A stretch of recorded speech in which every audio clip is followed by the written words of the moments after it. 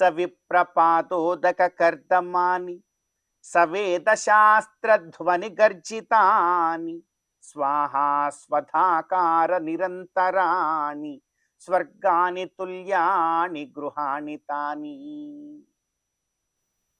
అత్యంత పవిత్రమైనటువంటి ఈ శ్రావణ మాసంలో శుభోదయ వేళ దేవదేవుడైనటువంటి శ్రీమన్నారాయణుణ్ణి, కలియుగ ప్రత్యక్ష దైవమైనటువంటి శ్రీ వెంకటేశ్వర స్వామి వారిని పరిపరి విధాలుగా శరణాగతి చేస్తూ ఉత్తమమైన ఈ శ్రావణ మాస శుభోదయ సమయాన్ని మనం చరితార్థం చేసుకుంటాం.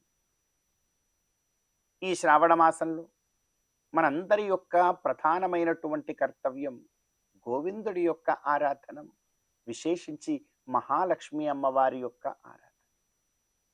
శ్రావణ మాసంలో ఎంతగా భగవత్ కైంకర్యాన్ని ఆచరిస్తూ చాతుర్మాస్య వ్రత నియమములు పాటిస్తూ మనమందరం కూడా ముందుకు సాగుతామో మన జీవితము అంతగా స్వర్గమయమవుతుంది.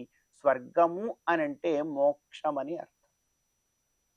మరి ఆ మోక్ష రూపమైనటువంటి స్వర్గతుల్యమైనటువంటి గృహం మనదవ్వాలి అంటే ఏం చేయాలి? రోజు ఉదయాన్నే సూర్యోదయానంతరం నిద్రలేచి సకాలంలో స్నాన సంధ్యావందనాది క్రియలు ఆచరించకుండా, ఇంట్లో సకాలంలో సంధ్యా సమయంలో దేవుడింట దీపం పెట్టుకోకుండా, కాస్త మంచి దినములు వచ్చినప్పుడు కూడా ఇంటికంత మామిడాకుల తోరణాలు కట్టుకోకుండా, మన ఇంట్లో ఎప్పుడూ కూడా భగవన్నామస్మరణ ఏమీ వినపడకుండా ఎప్పుడూ కూడా ఏదో ఒక కోలాహలాలు, గొడవలు, టీవీలు ఇత్యాదులు మ్రొగుతూ ఉంటే మరి మన ఇల్లు స్వర్గతుల్యం ఎలా అవుతుంది? కానీ మన ఇల్లు స్వర్గతుల్యం అవ్వాలి, కాదు స్వర్గమే మన ఇల్లుగా మారాలి అనంటే మనకు మన ధర్మం కొన్ని నియమాలు చెప్పు. ఏమిటా నియమాలు అనంటే సవిప్రపాదోదక కర్దమాని. గొప్పదైనటువంటి గురువులను మన ఇంటికి ఆహ్వానించి వారు మన ఇంటి ముంగిటకు రాగానే వాళ్ళు పాదములు కడిగినటువంటి జలంతో ఎవరి ఇంటి ముంగిడైతే కర్దమము బురద అలానే ఆరిపోకుండా ఉంటుందో, అంటే అలా నేల ఆరకుండా ఉండేలాగా ఆ విధంగా మన ఇంటికి అతిథులు వస్తూ ఉండాలి, వారికి మనం పాదసేవ చేస్తూ ఉండాలి. అలా చేసుకోగలిగేటువంటి జీవితం, అటువంటి చేసుకోగలిగే గృహం ఉంటే అది నిజంగా స్వర్గం. సవిప్రపాదోదక కర్దమాని సవేద శాస్త్రధ్వని గర్జితాని. అంతేకాదు, ఎవరింట్లో అయితే నిత్యము వేదములు శాస్త్రములు పఠిస్తూ ఉంటారో ఆ ఇల్లు నిజంగా స్వర్గము. సవేద శాస్త్రధ్వని గర్జితాని స్వాహా స్వధాకార నిరంతరాణి. ఎవరింట్లో అయితే నిత్యము స్వాహా స్వధాకారములు ఉంటాయో, స్వాహ అంటే దేవతారాధనము, స్వధ అంటే పితృదేవతారాధన. ఎవరింట్లో అయితే దేవతారాధనము, పితృదేవతారాధనము నిరంతరము ఆయా కాలాల్లో చక్కగా జరుగుతూ ఉంటుందో, నిజంగా చెప్తూ ఉన్నారండి పెద్దలు, స్వర్గాని తుల్యాని గృహాణి తాని. నిజంగా ఆ గృహాలు స్వర్గతుల్యం. బాగా అర్థం చేసుకోండి. నిజమైనటువంటి ఆనందం ఎక్కడ ఉంటుంది అనంటే ఇదిగో ఇక్కడే మన ధర్మంలో, మన శాస్త్ర ధర్మముల ఆచరణలోనే ఉంటుందంటున్నారు. ఎవరింటిలో అయితే సాధువుల యొక్క ప్రవేశము నిరంతరం జరుగుతూ వారి యొక్క పాద పూజతో ఎప్పుడూ కూడా వారింటి ముంగిట తడిగా ఉంటుందో, ఎవరింట్లో అయితే నిత్యము వేద ధ్వని శాస్త్ర ధ్వని వినపడుతూ ఉంటుందో, ఎవరింట్లో అయితే నిత్యము దేవత యజ్ఞములు జరుగుతూ ఉంటాయో, పితృదేవత ఆరాధనలు జరుగుతూ ఉంటాయో ఆ ఇళ్ళు నిజంగా స్వర్గతుల్యములు అని శాస్త్రం చెప్తుంది. కనుక ఈ కార్యములను మనం అందరం కూడా ఆచరించే ప్రయత్నం చేస్తూ మన గృహాన్ని కూడా స్వర్గతుల్యంగా చేసుకొని ఆనందంగా జీవితాన్ని మనం ముందుకు తీసుకుని వెళ్ళాలి అనంటే వికనసోక్త విగ్రహారాధన మార్గంలో మనం అందరం కూడా ముందుకు సాగాలి. మరి వికనసోక్త విగ్రహారాధన మార్గంలో మనం అందరం కూడా ముందుకు సాగుతూ గోవిందుడి యొక్క అనుగ్రహంతో ఈనాటి తిథివార నక్షత్రాలలో ఉండేటువంటి తత్వాన్ని కాస్త మన జీవితానికి అన్వయించుకునే ప్రయత్నం చేద్దాం. ఈ రోజున ఆగస్టు 15వ తేదీ శ్రావణ మాస శుక్లపక్ష తదియ తిథి. ఈ రోజున తదియ తిథి కనుక గౌరీ అమ్మవారి యొక్క ఆరాధన ఎంతో విశేష ఫలాన్ని మనందరికీ కూడా ఇస్తుంది. అదేవిధంగా ఈ రోజున నక్షత్రము పుబ్బ నక్షత్రము, భగ అను నామధేయము కలిగినటువంటి సూర్య భగవానుడి యొక్క ఆరాధన మనకు ఆయురారోగ్యాలను ఇస్తుంది. అదేవిధంగా ఈ రోజున వారము శనివారం. ప్రత్యక్ష దైవమైనటువంటి ఆ గోవిందుడి యొక్క ఆరాధన మనందరికీ కూడా మోక్షాన్ని ఇస్తుంది. కనుక ఈ తిథివార నక్షత్రాలలో ఉండేటువంటి ఈ తత్వాన్ని మన జీవితానికి అన్వయించుకుని గోవిందుడి యొక్క అనుగ్రహంతో ఆరాధనతో ఈ శ్రావణ మాస శుభోదయ సమయాన్ని మనం చరితార్థం చేసుకుందాం. మనసారా అనరాధా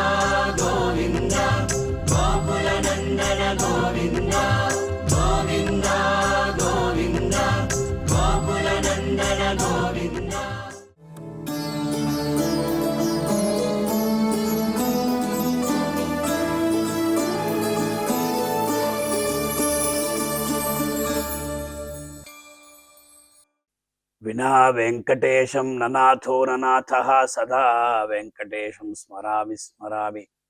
హరే వెంకటేశ ప్రసీద ప్రసీద, ప్రియం వెంకటేశ ప్రయచ్చ ప్రయచ్చ. ఈ శుభోదయం వేళ శ్రీవారభివం అనే కార్యక్రమంలో మనం ఈనాడు శరణాగతి తత్వాన్ని చక్కగా తెలియజేసేటువంటి ప్రతివాది భయంకర అన్నన్ స్వామి రచించినటువంటి ఆ ప్రపత్తి శ్లోకాల వైభవాన్ని తెలుసుకునే ప్రయత్నం చేద్దాం. అన్నన్ స్వామి వారు సుప్రభాతాన్ని రచించారు, అలాగే స్తోత్రాన్ని రచించారు. తరువాత ప్రపత్తిని అనుష్ఠిస్తున్నారు. ఎప్పుడైతే అజ్ఞానినా మయా దోషాన్ అశేషాన్ విహితాన్ హరే క్షమస్వత్వం క్షమస్వత్వం శేషశైల శిఖామణే అని ప్రార్థించారు.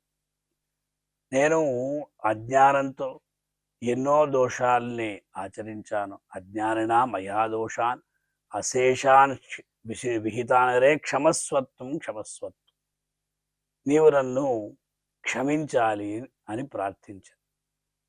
వెంకటేశ్వర స్వామి అడిగారట, ఏదైనా ఉపాయాన్ని అనుష్ఠించాలి కదా.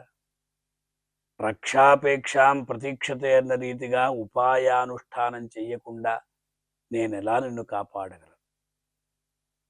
నువ్వు ఏమైనా చేస్తే కదా దానికి తగినటువంటి ఫలితాన్ని నేను ఇవ్వగలుగుతాను. నువ్వు ఏమీ చేయకుండా అలాగే ఉంటే ఎట్లా అని అడిగినట్లు, అందుకొరకు అన్నన్ స్వామి వారు ప్రపత్తిని అనుష్ఠించారట, శరణాగతిని చేశారట. ఆ శ్లోకాలు అత్యద్భుతమైనటువంటి శ్లోకాలు.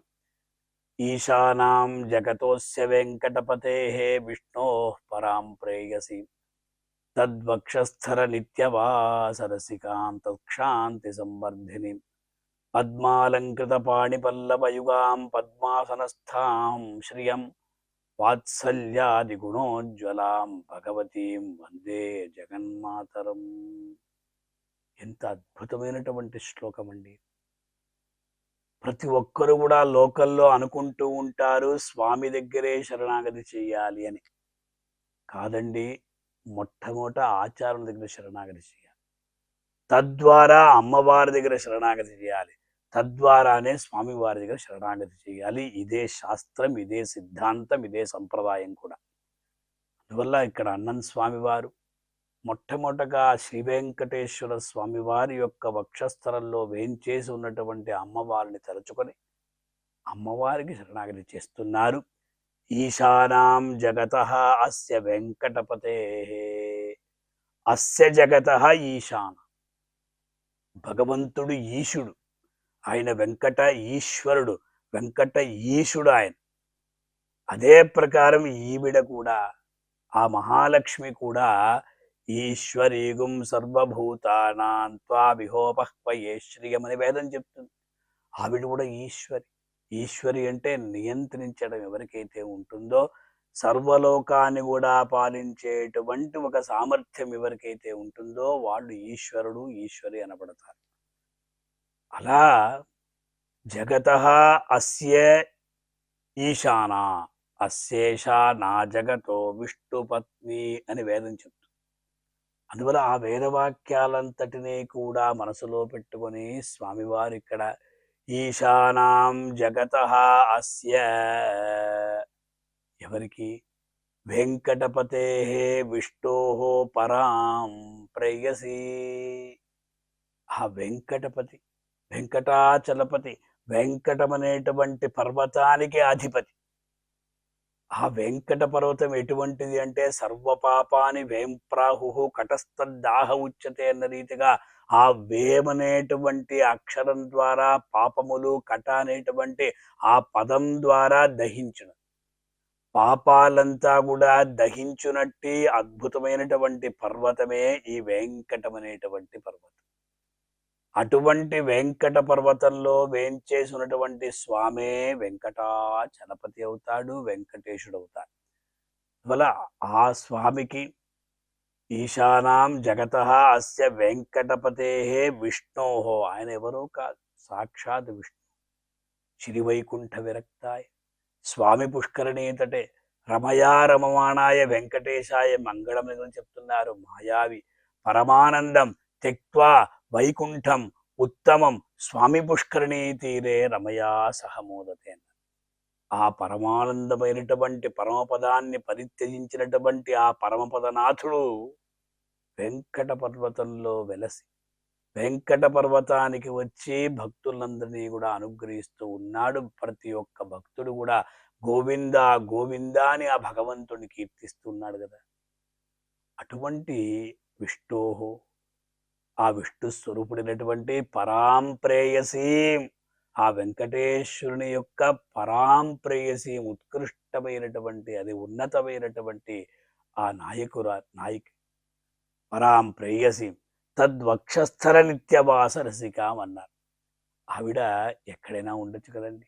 అలా కాకుండా ఎందుకు స్వామివారి యొక్క వక్షస్థలంలో వేంచేసి ఉన్నదంటే మన బోటి భక్తులు స్వామివారిని నమస్కరిస్తూ మా యొక్క పాపాలంతా కూడా తొలగించాలి అన్న సందర్భంలో స్వామి నేను చెయ్యను, మీరు పాపాలు చేశారు, మీరు పాపిష్టులు, నేను మిమ్మల్ని క్షమించను అనేటువంటి మాటనంటాడేమో అనే ఉద్దేశ్యంతో ఆ అమ్మ స్వామివారి యొక్క వక్షస్థలంలో వేంచేసి ఉండి ఆయన యొక్క కోపాన్ని, ఆయన యొక్క నిగ్రహాన్ని తగ్గించి మనల్ని అనుగ్రహింపజేస్తుంది.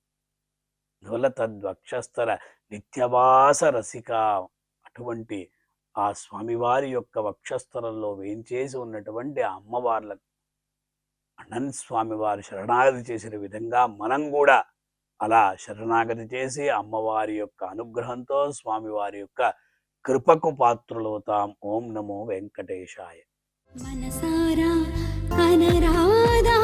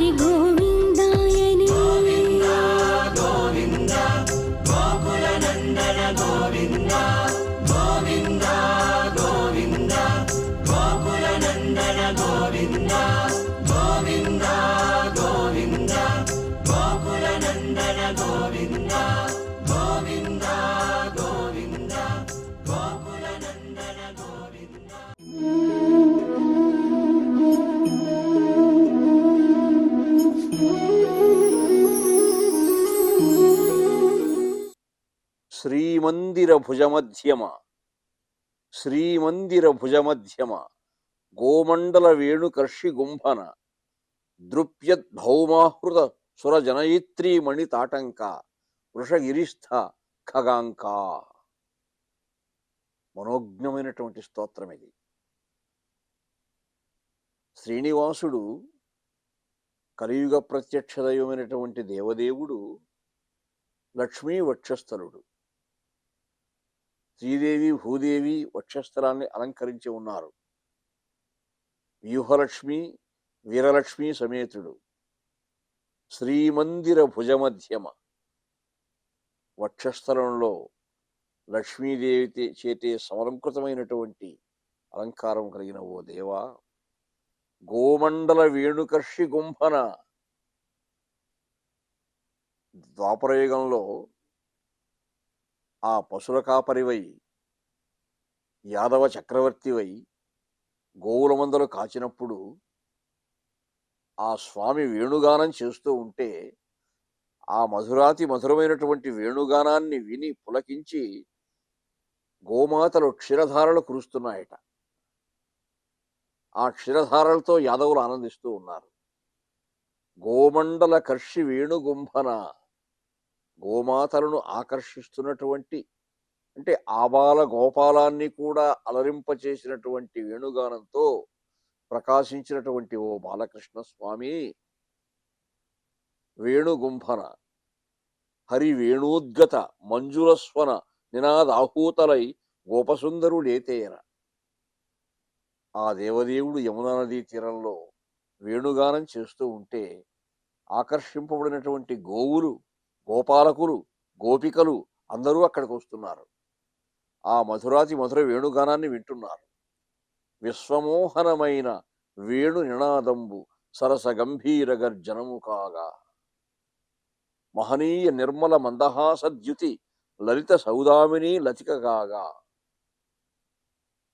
తల చుట్టూ బావుగా తనలు పింఛముదండ శైలభేదన శరాసనముగాగా, కరుణా కటాక్ష వీక్షణ సుధావర్షంబు సలిలధారా ప్రవర్షంబుగాగా, జాడ నేతెంచు గోపాల జనమునింద్ర జాతకంబుల దురవస్థ చెక్కజేసి కృష్ణ మేఘంబు బహుతర కీర్తి నొప్పే విమల బృందావన ఆకాశ వీధియందుని.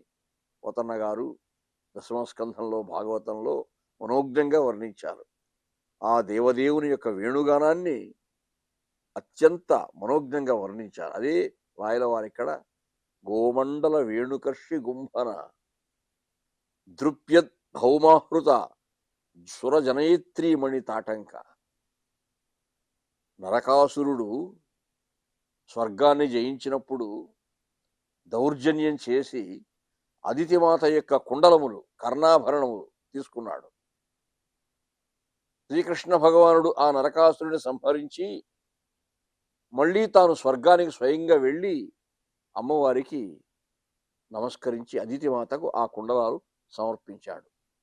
సురజనయిత్రీ మణితాటంక. ఆ కర్ణాభరణములు నరకాసురుని చంపి తాను మళ్ళీ తీసుకుని వెళ్ళి అవి స్వయంగా అదితిమాతకు సమర్పించుకున్నాడు. అలా అంటే ఆయన మాతృభక్తి అది. వామనావతారంలో జన్మనిచ్చిన తల్లి కూడా కాబట్టి అంత సభక్తికంగా ఆ తల్లిని సేవించి కుండలాలు అర్పించాడు.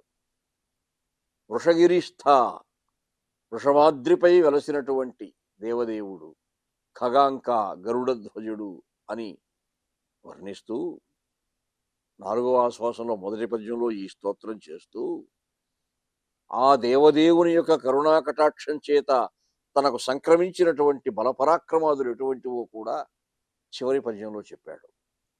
ఇది సింహాచల దంభకేసరి పదాభీష్టార్చన పుణ్యలబ్ధ దురుట్టంకణ పుట్టునూరి విజయ స్తంభోపరోట్టంకితాంక దృఢేష్టాక్షర కృష్ణరాయ నృసంజ్ఞాస్మత్ కృతాముక్తమాల్యద ఆశ్వాస వరంబు 4వది హృద్యం వై మహిన్ పుల్పగును.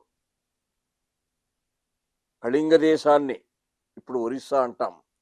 ఆ దేశాన్ని జయించినప్పుడు సింహాచల దంభకేసరి, ఆ సింహాచల క్షేత్రంలో వెలసి ఉన్నటువంటి వరాహలక్ష్మీ నృసింహస్వామి, ఇది సింహాచల దంభకేసరి పదాభీష్టార్చన లబ్ధ, ఆ దేవదేవుని పాదార విందాలను సేవించినందువల్ల, అంటే అక్కడ ఉన్నటువంటి నృసింహుడైనా ఒకటే, ఇక్కడున్న శ్రీనివాసుడైనా ఒకటే ఆయనకి.